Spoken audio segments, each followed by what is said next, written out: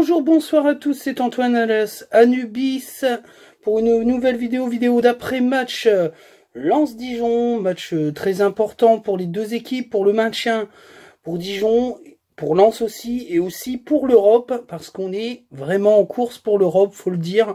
Maintenant, faut plus se cacher, il y a un maintien qui est quasiment acquis à presque 100%, et maintenant, il faut aller chercher plus haut, il faut aller chercher l'Europe, et ce match-là était un match tournant pour cette bataille pour l'Europe. Victoire des Lensois 2-1, ça n'a pas été un match facile. Il y a pas mal de choses à dire sur cette partie. On va commencer déjà par le 11 de départ. Avec Leka dans les buts, ça change pas. La charnière à 3 qui là a présenté une surprise. Medina forfait de dernière minute. C'était Badé au centre, Gradit à droite et donc Fortes qui a suppléé Medina à gauche. On en reparlera. Au milieu de terrain, ça bouge pas. Doucouré, Fofana, Klos et Aïdara avec Gaël Kakuta en numéro 10. Et devant, chose réclamée depuis un certain moment par une majorité de la communauté lensoise, Sotoka associé à Arnaud Kalimuendo, le jeune qui est rarement titulaire et qui était plutôt bon. Pareil, on va en reparler, il y a pas mal de choses à dire. Ça fait du bien, une victoire à Lens, ça faisait longtemps qu'on n'avait pas gagné à domicile. On est quand même invaincu depuis 8 ou 9 matchs, hein. Ou depuis 7 matchs, 7 ou 8 matchs, mais une défaite sur les 9 derniers matchs. Enfin, c'est une série très très costaud et c'est pour ça aussi que on a cette 5e place et ça fait vraiment plaisir de voir notre club à ce niveau-là. On va commencer par les notes, on va commencer par Leka. Alors Leka, j'ai mis la note de 7 à Leka.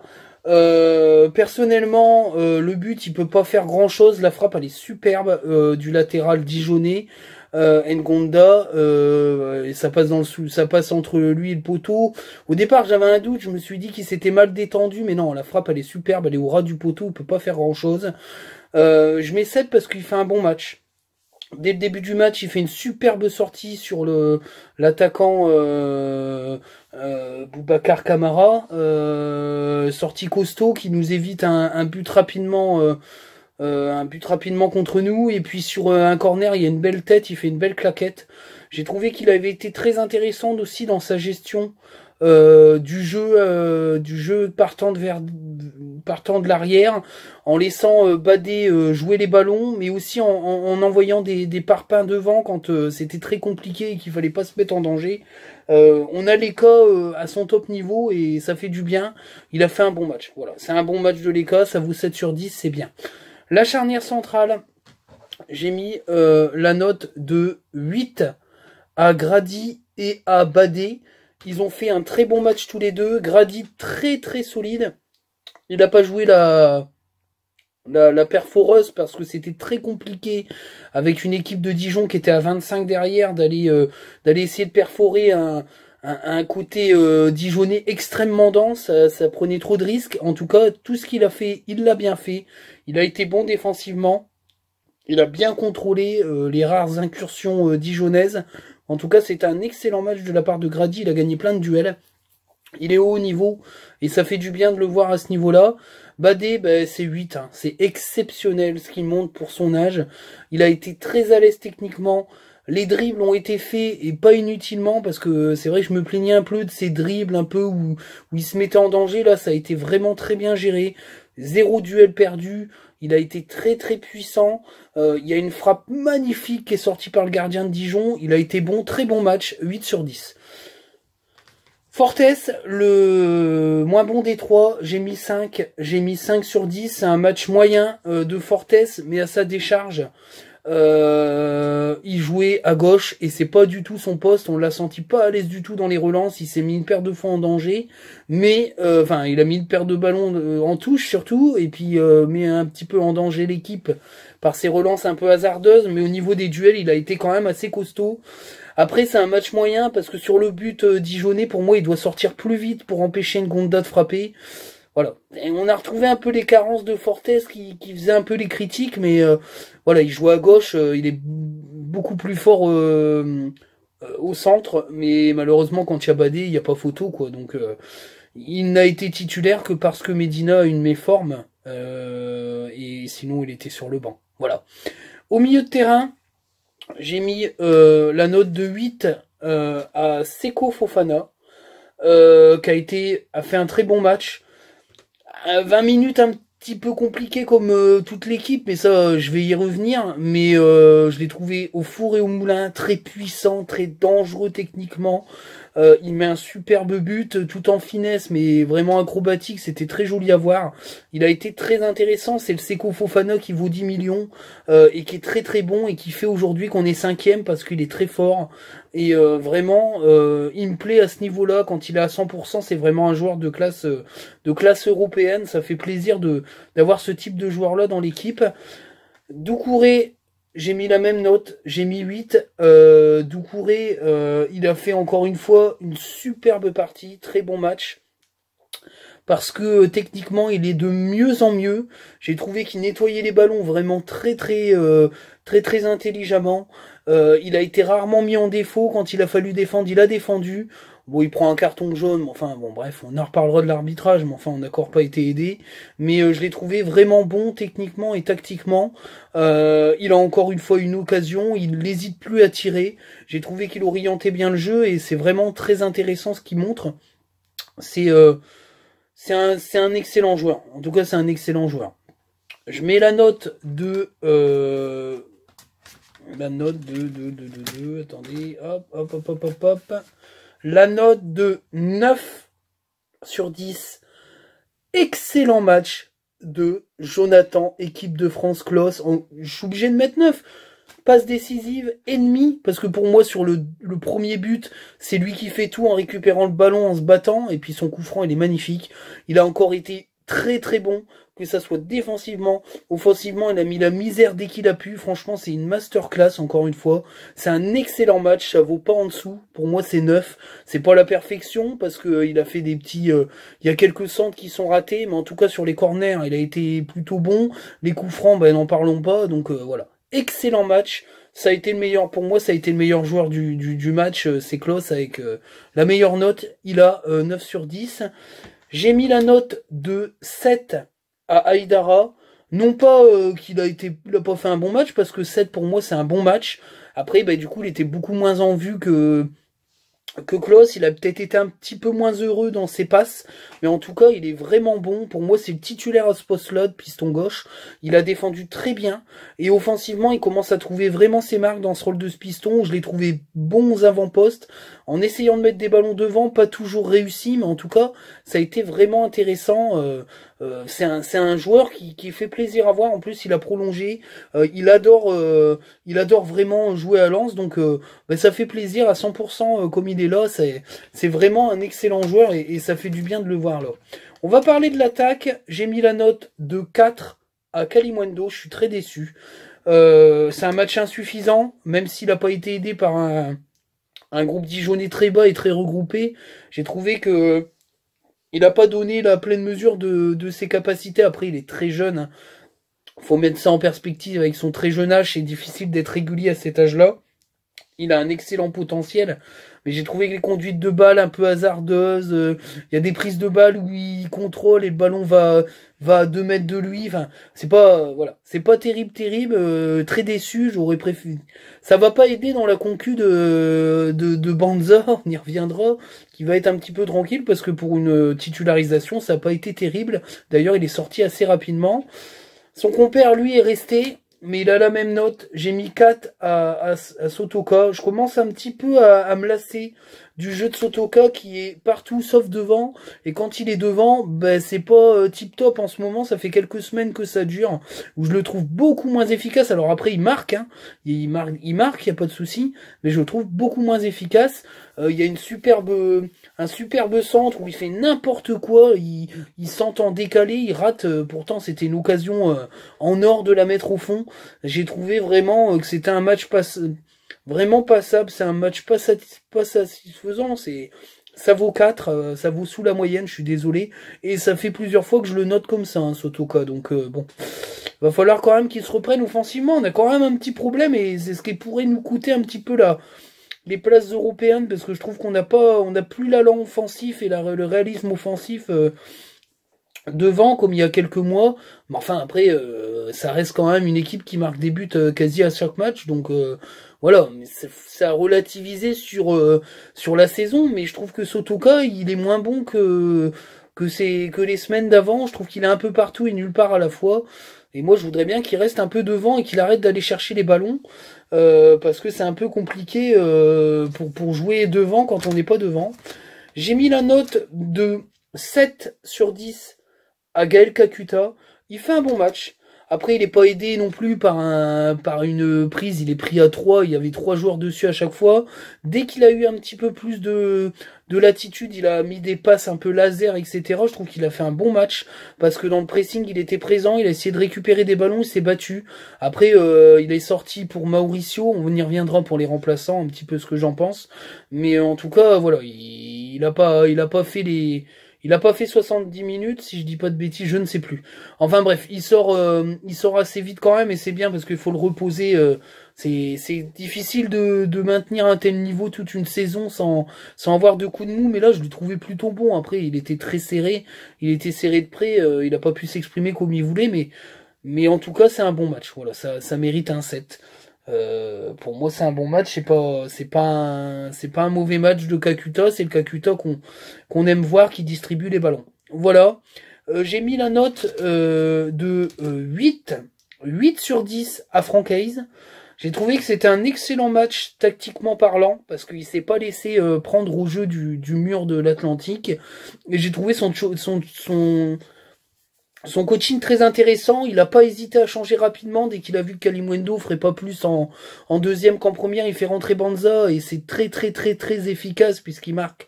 Mais bon, un coaching est gagnant que lorsqu'il est payant, hein, c'est qu'à de le dire. Donc un très bon coaching, c'est quand ça fonctionne, et là ça a été le cas. Mais j'ai trouvé aussi que faire sortir Kakuta pour le faire souffler et faire rentrer Mauricio, c'était un excellent choix. Et puis après, il fait rentrer Michelin. En tout cas, voilà, au niveau des entrées, j'ai été très content de l'entrée de Mauricio. J'ai trouvé que techniquement, il était à la hauteur de la Ligue 1. J'ai trouvé qu'il avait pas mal aussi nettoyé de ballon, il avait bien orienté le jeu. On avait regagné un petit peu en allant offensif avec la rentrée de Mauricio. C'est plutôt bon signe. Voilà, c'est un joueur qui mérite... quand même qu'on lui fasse quelques compliments, même si j'avais été très dur avec lui l'année dernière. Je continue à penser que ce rôle de doublure de Gaël Kakuta, il le remplit avec extrêmement de qualité et d'humilité. Il sait que Kakuta est devant lui, et quand il rentre, il fait le boulot. Voilà. Et en plus, il va sûrement jouer la Coupe de France en tant que titulaire, donc c'est bien. C'est méritoire pour lui. C'est méritoire pour lui. Je trouve il fait des bonnes entrées. En tout cas, il a été très intéressant et très utile. Et il a participé à cette victoire en permettant de garder le ballon. En parlant de victoire, on la doit aussi au but de Banza, qui fait une excellente rentrée. Moi, je continue de penser que c'est pas un titulaire en puissance. Que la place de titulaire, ça se joue entre Jean et Kalimundo. C'est mon avis personnel. On peut ne pas être d'accord, mais pour moi, Banza, c'est un joueur qui doit rentrer à la 70e, 75e minute, sur une défense fatiguée. Il est capable de jaillir sur les coups francs, d'être bon de la tête. Pour moi, c'est un joueur voilà, qui doit rentrer. Ça doit être un super sub, comme on dit en Angleterre, un super remplaçant, un remplaçant décisif, plutôt qu'un titulaire qui pour moi erre comme un fantôme sur le terrain parce qu'il n'a pas la capacité tactique et peut-être physique de jouer 90 minutes en pointe. Voilà, c'est mon avis personnel. Après, ça veut pas dire que je le trouve nul, mais en tout cas, quand il est titulaire, il est pas à son niveau. Là, il est rentré, il a été très efficace. Voilà, c'est un bon remplaçant. Voilà, c'est mon avis. Voilà. Après, on peut ne pas être d'accord. Michelin, mais il a fait du Michelin. Il rentre, il fait la gueule. Et puis, on n'en parle pas. Il a fait le taf. Ni plus ni moins. Pour moi, c'est un joueur qui doit partir rapidement parce qu'il il se plaît pas dans le groupe. C'est un joueur qui a beaucoup d'ego. Et je pense que le fait de s'être fait bouffer la place par Michelin, par Jonathan Klaus, l'a mis en PLS. Je pense qu'il se voyait déjà titulaire en Bundesliga, jouer l'Europe. Écoute, mon gars, faut déjà prendre la place à Jonathan Klaus. Puis tu joueras peut-être l'Europe. Moi, j'aime pas sa mentale. Déjà, l'année dernière, je trouvais qu'il était limite. Je préférais 111 à lui. Après, voilà, c'est chacun ses goûts. Mais en tout cas, pour moi, En plus, Cheikh Traoré, il a marqué avec la réserve, donc peut-être que Cheikh Traoré va revenir faire un petit tour en équipe première. Il est déjà décisif en jouant les matchs avec la réserve, donc pourquoi pas essayer de gratter une place en Coupe de France. Donc c'est intéressant, mais en tout cas Michelin pour moi il est pas à la hauteur. C'est limite quand même comme comportement, mais bon. Voilà, c'est comme ça, on le savait, hein. On sait très bien que ce mec-là, il fonctionne comme ça, donc bon, bah, c'est tout, mais il a fait le taf, hein. Y a pas à dire, mais bon. Voilà. Alors j'ai mis la note de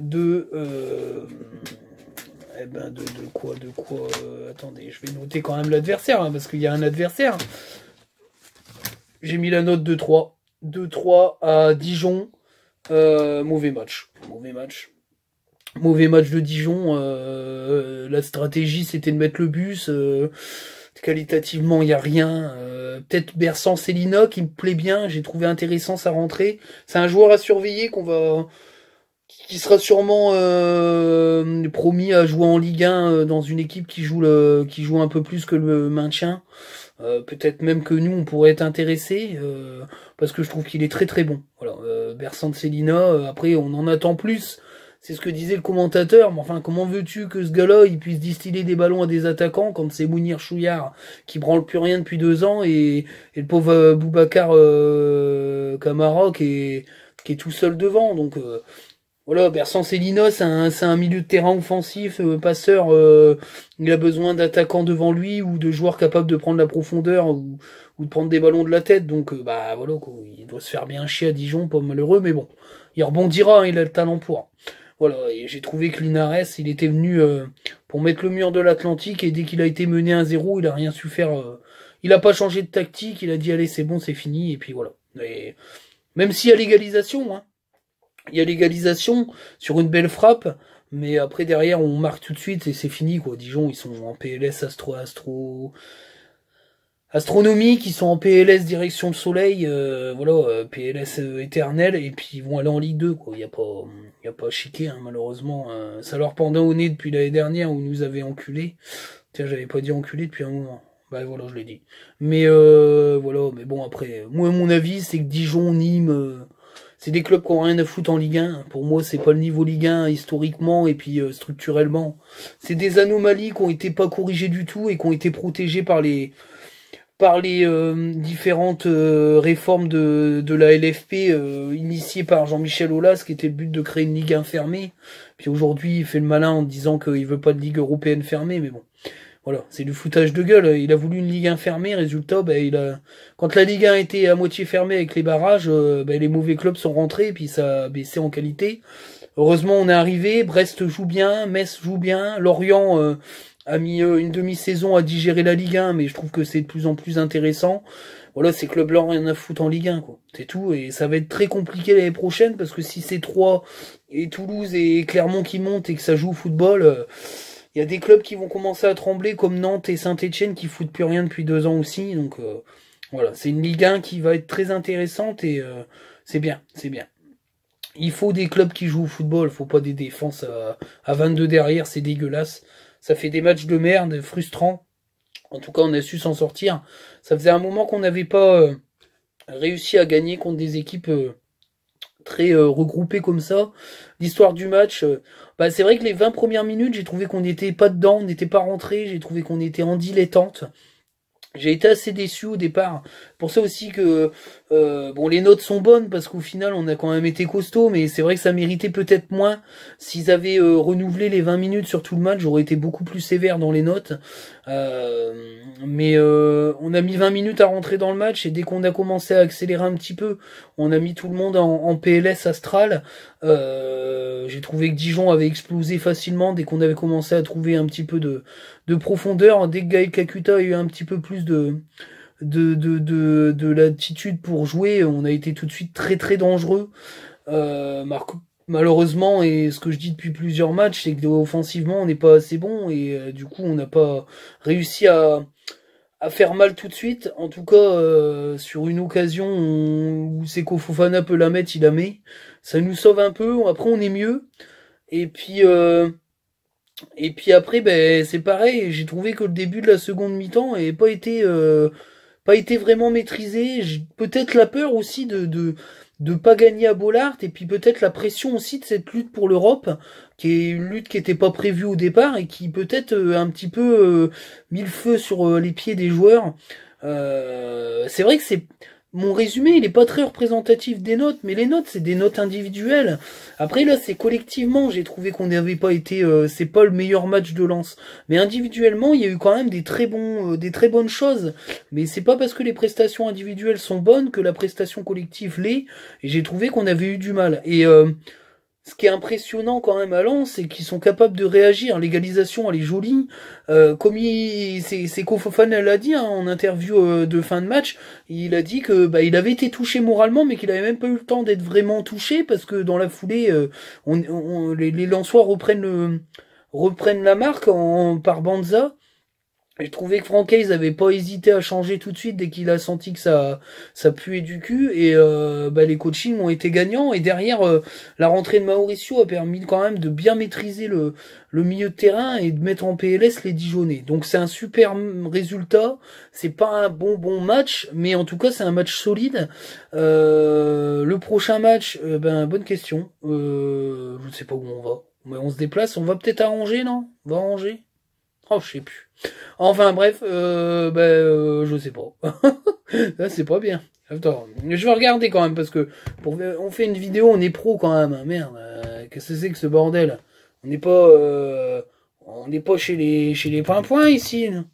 Qu'est-ce que j'ai foutu moi? Je ne sais plus. Je ne sais plus. On va regarder. Alors pendant que je regarde, parce qu'en même temps, il y a un match qui se déroule, et qu'est-ce qui se passe? Maripane a marqué. Ah voilà. Donc 2-0 pour Monaco, Paris va peut-être dire adieu au titre, hein, cette saison. Bon, enfin, c'est bien, hein. Faut que ça change un peu. Alors, calendrier, résultat, voilà. Ouais, du coup, je perds du temps dans ma vidéo, mais c'est pas grave. Alors, je crois qu'on va à Angers, mais je sais plus. Je dis des bêtises peut-être. Alors... On va à Angers, voilà. Donc j'avais raison, donc j'ai perdu 3 minutes pour rien. Donc on va à Angers, ça va pas être un match facile. Mais bon, on se déplace à l'extérieur, on est plutôt bon, donc on va avoir une semaine pour le préparer ce match. On va au Red Star en coupe, donc ça bien, on va jouer le Red Star, c'est sympa, Bauer. Et puis on va pouvoir revoir les joueurs qu'on avait vu s'éclater en Coupe de France, Corentin Jean et compagnie, donc c'est des choses positives. Moi je crois en une qualification en Europe si on continue sur cette lancée-là. On verra bien comment ça va se passer, mais pour moi j'y crois. On a 2 points d'écart avec les poursuivants. Il faut continuer, surtout que Rennes va jouer à Marseille. Il y a pas mal de confrontations directes. Nous, on n'a plus que Metz à jouer, si je dis pas de bêtises. On a Metz à jouer, si je dis pas de bêtises, et puis c'est tout. En tant que confrontation directe, puis après on joue les gros, mais on a un calendrier un peu plus abordable que les concurrents, donc il va falloir qu'on donne tout pour essayer d'être 5e. Je l'espère, je le crois fortement. Donc voilà. Cette vidéo se termine, je vous dis à ciao, merci beaucoup, plus de 100 vues à chaque vidéo, ça commence à prendre bonne tournure, j'espère que ça vous plaît, j'espère qu'il faut vous abonner, vous n'êtes pas assez nombreux, vous regardez les vidéos, vous vous abonnez pas, il faut vous abonner à la vidéo et partager sur Twitter, c'est important pour moi, ça me fait plaisir, j'ai des commentaires très positifs, ça échange beaucoup, donc je veux que vous vous abonniez, c'est un ordre. Allez, je vous dis ciao. Salut!